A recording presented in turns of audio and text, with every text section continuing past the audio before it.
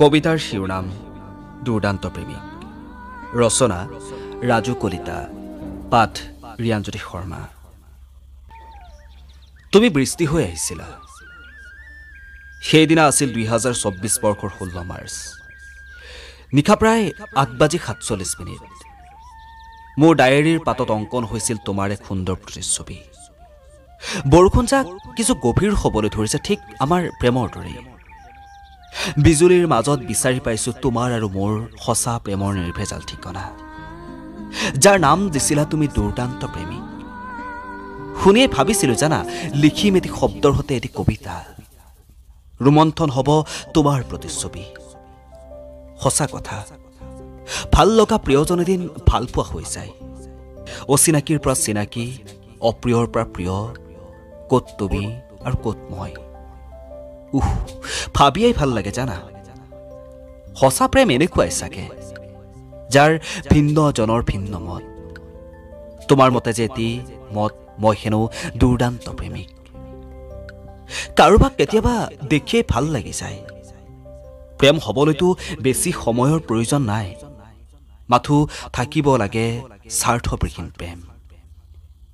প্ৰেম হ'বলৈ আমাৰ বাবে এক মুহূৰ্তই যথেষ্ট যেন অনুভৱ হোৱা নাইনে বাৰু? তুমিয়েতো কৈছিলা মই হেনো দুৰ্দান্ত প্ৰেমিক। আৰে নহ'মনো কিয়, যাৰ প্ৰতিচ্ছবিয়ে দাপোনৰ দৰে চকুৰ সন্মুখত উদ্ভাসিত হৈ থাকে।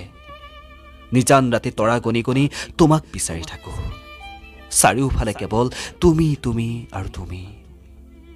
হোৱাটছএপত ঘণ্টাৰ পিছত ঘণ্টা অপেক্ষা কৰোঁ, কিয় জানা?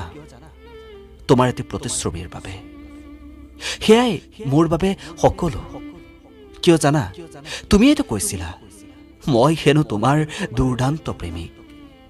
আমনি নালাগে তোমাৰ কথা ভাবি, আমনি নালাগে তোমাৰ কথা শুনি, আমনি নালাগে তোমাৰ আৰু মোৰ প্ৰেমৰ সাগৰত ডুবি। এয়াই চাগে সঁচা প্ৰেমৰ আৰম্ভণি।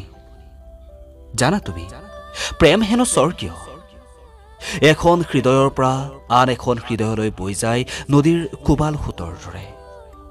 এয়াই চাগে দুৰ্দান্ত প্ৰেমিক। তোমাৰ আৰু মোৰ খং অভিমানবোৰ সঁচা প্ৰেমৰ এক অবিচ্ছেদ্য অংগ, য'ত লুকাই থাকে তোমাৰ আৰু মোৰ হাজাৰ সপোনৰ আশা আকাংক্ষা।